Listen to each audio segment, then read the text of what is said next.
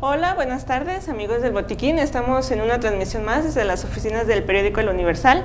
En esta ocasión para hablar sobre el tema cómo prevenir la diabetes, y para eso nos acompaña la nutrióloga y educadora en diabetes por la Asociación Mexicana de Diabetes, Miriam Ramírez. Hola doctora, mucho gusto. Hola Rocío, mucho gusto. Pues doctora, para empezar, podríamos tocar primero el tema de ¿cuáles serían las principales medidas que debemos de tomar en cuenta para prevenir la aparición de diabetes? Muy bien, bueno, el cuidado de la prevención y cuidado de la diabetes tiene su base lo que en general todos debemos de hacer. Hábitos de vida saludables. Y estos se basan en justamente tener una alimentación saludable, realizar una práctica de ejercicio habitual, tener buenas horas de sueño. Y lo que siempre se recomienda a todos los pacientes, hacer un chequeo anual médico, ¿no? ¿Cómo podemos saber si estamos en riesgo o si nos hace falta un poquito más de ejercicio o de comer mejor? Pues justamente yendo a hacer unos análisis de laboratorio, ir con el médico a saber que todo está bien. ¿Estos análisis deberíamos de hacerlos cada cuánto? De preferencia, si soy un adulto joven, después de los 21 o 22 años, yo recomiendo que si ya tenemos una vida laboral donde nuestros hábitos han estado cambiando, se recomienda que se hagan de manera anual. Si en mi revisión anual salió algo que está alterado, pues se recomienda que se haga de manera semestral.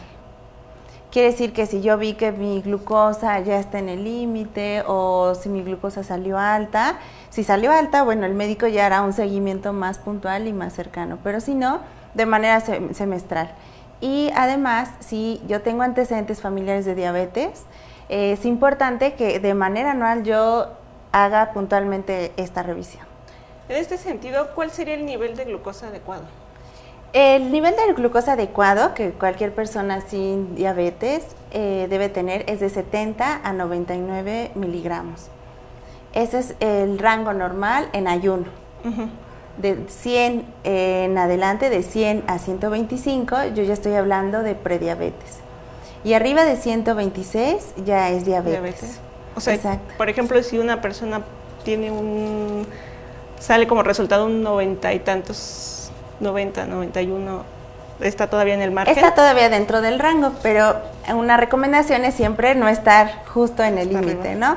Si yo estoy en 99, en 98, pues bueno, tengo que analizar bien mis datos, ver cómo estoy comiendo, acudir con un nutriólogo para que analicemos si mis hábitos son correctos y de ahí poder hacer algunos cambios. Mencionaba la alimentación. ¿Cómo debemos de cuidar nuestra alimentación pues para prevenir la diabetes? Para prevenir la diabetes. Muy bien. La alimentación, de acuerdo a nuestras normas mexicanas, tiene varias guías, ¿no? La primera parte es que debemos llevar una dieta correcta, que quiere decir que comamos de todos los grupos de alimentos, quiere decir de verduras, de frutas, alimentos de origen animal, cereales, leguminosas, no excluir ningún alimento. Pero dentro de estas guías es muy importante y que por lo cual es muy frecuente que las personas que están con riesgo de desarrollar diabetes por estar en prediabetes es el alto consumo de azúcares, de alimentos con grasa y un bajo consumo de fibra a través de las verduras y de las frutas. Quiere decir que la alimentación actual está muy dada por alimentos que a lo mejor están industrializados, que tienen azúcar y grasa escondida por ahí, ¿no? ¿A qué me refiero? Que nunca nos imaginamos tal vez que un danonino o un yogurt, algún alimento que está empaquetado, puede ser que tenga muchas cucharadas de azúcar, ¿no? Entonces, aquí lo importante es ver, a lo mejor me compro un pan de dulce y ese pan de dulce yo no imagino que tiene a lo mejor 3 cucharadas de azúcar, ¿no? O que en un vasito de atole yo me estoy comiendo la energía como para poder correr 2 horas, ¿no? Entonces, en esto debemos de tener como mucho cuidado para no exceder el consumo de azúcares y grasas que están a veces ocultos en los alimentos y que no los podemos percibir. Aquí entonces entraría como la importancia de saber leer las las etiquetas. Así es, la importancia de saber leer las etiquetas, y a esto yo siempre le he dicho que es como tomar decisiones inteligentes de los alimentos que yo voy a elegir. Y así, de esta manera puedo saber, a lo mejor yo creo que este cereal es el correcto. Bueno, veamos en la etiqueta cuánta azúcar tiene y en qué cantidad, que esa es una parte muy importante. Porque a veces decimos, bueno, solo tiene 5 gramos de azúcar, no suena tan mal, pero resulta que la porción es de media taza. Y yo me estoy sirviendo como 5 tazones, ¿no? O sea, que me estoy sirviendo 3 tazas. Entonces, en 3 tazas ya hay mucha azúcar, ¿no? Quiere decir que más o menos yo me estoy comiendo 30 gramos de azúcar. Y siempre les pregunto yo, ¿te comerías 3 cucharadas soperas de azúcar? Entonces me dicen, no, porque sería malo, ¿no? Sería perjudicial a mi salud. Entonces, en ese sentido, tenemos que buscar, leer las etiquetas, ver si nos conviene. Y más que sea bueno o malo en los alimentos, porque no es así la clasificación, sino es, ¿me aporta este alimento un beneficio a mi salud? Y de ahí podemos partir para entonces elegir los alimentos. ¿Y en qué porciones serían? O sea, por ejemplo, comemos cereal, pero tampoco es así de comer cereal en grandes cantidades.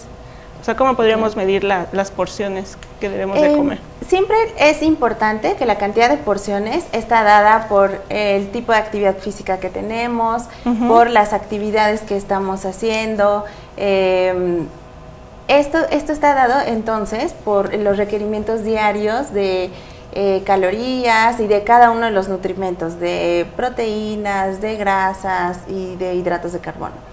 Entonces, esto te lo dice el nutriólogo, y entonces tú puedes saber qué cantidad es adecuada para ti, que esa es otra de las leyes de la alimentación, que sea adecuado para ti. Quiere decir que si tenemos a lo mejor un maestro de educación física que se pone a correr con los niños en la escuela, está gastando más calorías que los que estamos a lo mejor detrás de un escritorio.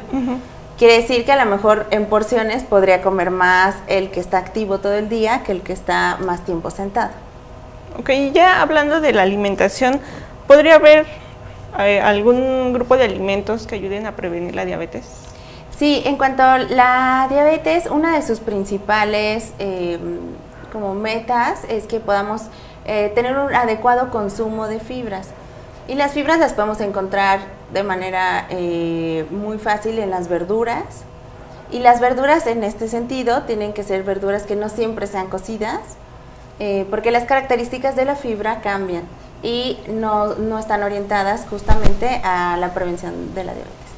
Entonces tiene que ser en este sentido las verduras, algunas frutas. También debemos de moderarnos con la fruta, porque a veces pensamos, la fruta es muy buena, sí, pero si consumimos 5 piezas de fruta o 10 piezas de fruta en el día, ya vamos a tener entonces mucha cantidad de azúcar. Entonces, fibra a través de las verduras, cereales integrales, ¿no? Que pueden ser como el arroz o la pasta integral, o yo siempre he dicho, al arroz lo podemos hacer integral. ¿Qué quiere decir? Le agrego bastantes verduras o verduras fibrosas como el brócoli, el apio, ¿no?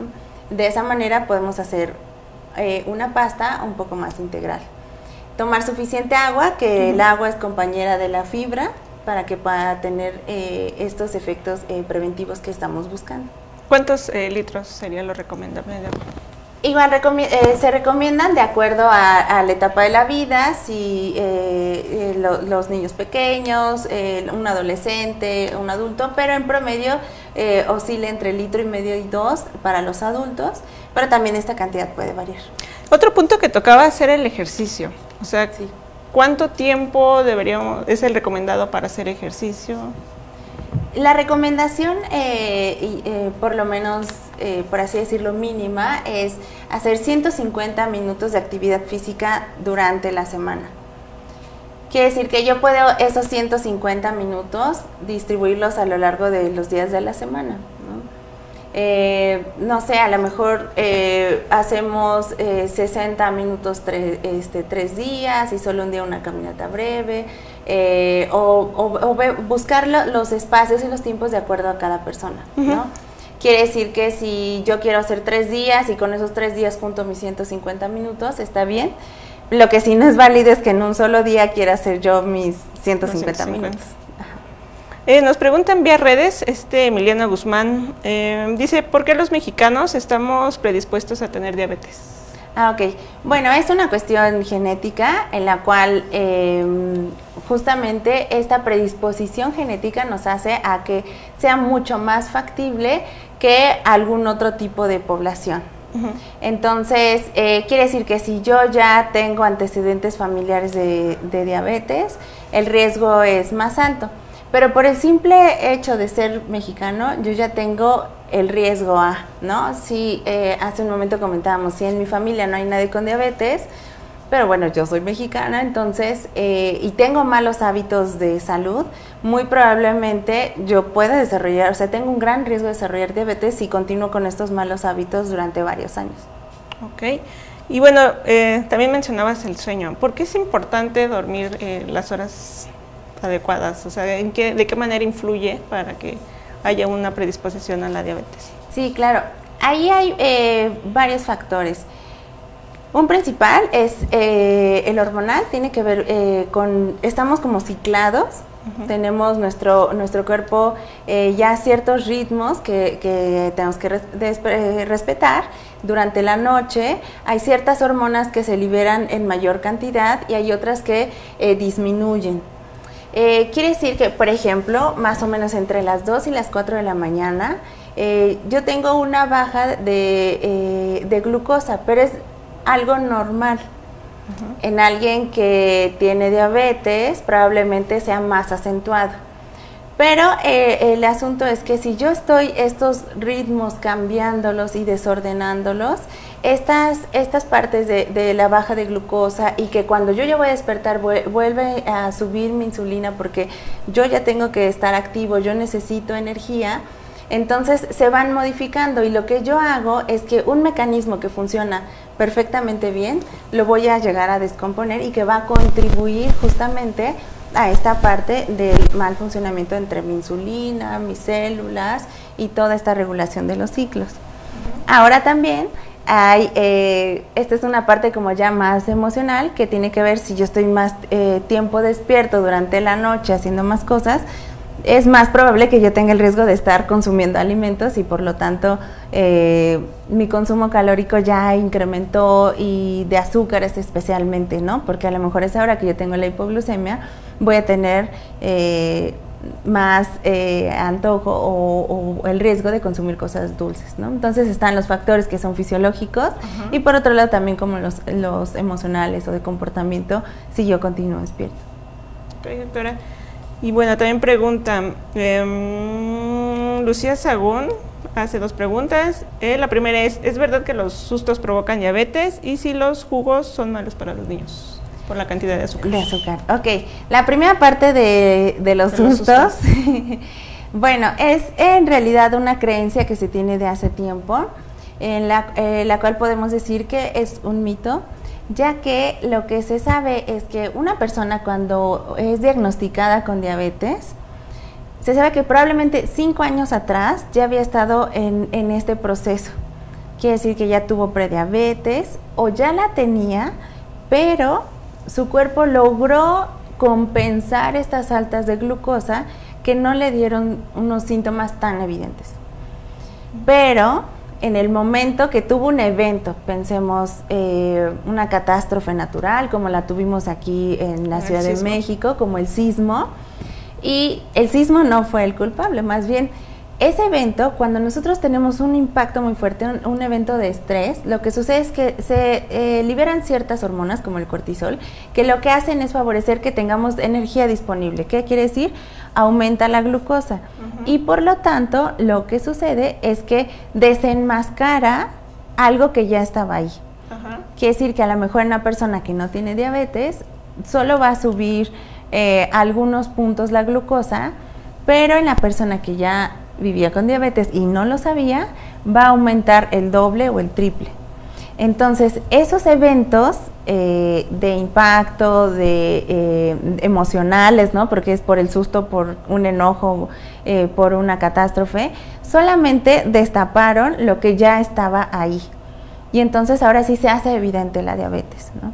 Entonces, bueno, por eso podemos decir que es un mito y que más bien esa creencia que se tenía no es que estuviera tan alejada a decir que esa fue la causa, sino más bien esa fue la causa que destapó lo que ya estaba. Y entonces, ¿qué síntomas o qué reacciones del cuerpo tendremos que tener en cuenta para saber que ya hay diabetes? Ah, perfecto. Bueno, lo primero es que tengamos una glucosa elevada. Ajá. Si yo de manera esporádica me mido la glucosa sin estar en ayuno y yo tengo más de 200 miligramos, mi diagnóstico de diabetes es altamente probable. Lo primero es ir al médico que me mande mis análisis y corroborar este dato.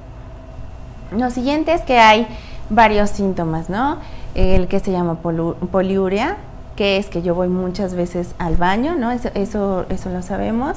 Que yo tengo mucha sed, que yo todo el tiempo estoy teniendo sed y por lo tanto voy al baño. Que tengo pérdida de peso inexplicable, no estoy haciendo algún plan de alimentación para bajar de peso, no estoy haciendo nada y de pronto pierdo peso y además de eso me siento cansado, sin ánimo, me quedo dormido, a lo mejor como y me siento bien media hora y después me siento sin ánimo, sin energía. Son signos como muy evidentes de la diabetes y por los cuales puedo yo ir a mi chequeo, ¿no? Y del cuello negro que también me decías. Ah, sí. Hay una parte que la diabetes tipo 2 es una enfermedad crónica, que quiere decir que ya se instala y que además continúa, avanza, progresa. Esta enfermedad lo que tiene es que la principal causa es porque mi páncreas, tenemos un páncreas que secreta una hormona que se llama insulina, que es la encargada de meter la glucosa que obtenemos de los alimentos a nuestras células. Pero la diabetes tipo 2 lo que tiene es que esta insulina no está funcionando adecuadamente en esta parte de ayudar a que la glucosa entre a mi célula. Y entonces puede ser que tengo suficiente insulina, pero decir como si no tuviera la llave correcta para poder abrirle la puerta a la glucosa. Entonces no estoy funcionando bien. A esta parte se le llama resistencia a la insulina. Entonces uno de los signos clínicos que se tienen es una pigmentación color grisácea negra alrededor del cuello, en mis pliegues de los codos, de las falanges, aquí en mis huesitos, en las ingles, en todas las partes de pliegues puedo tener esta coloración grisácea que se llama acanthosis nigricans. Entonces, ahorita que mencionaban de los jugos y que ahorita les diré esa parte, si yo veo que mi niño tiene sobrepeso y tiene esta coloración, o puede también no tener sobrepeso, o yo lo tengo, pues entonces hay que ir a una revisión médica. Porque además, una de las principales causas del desarrollo de la diabetes tipo 2 es el sobrepeso y la obesidad. Entonces, yo tengo que poner como atención a este tipo de signos.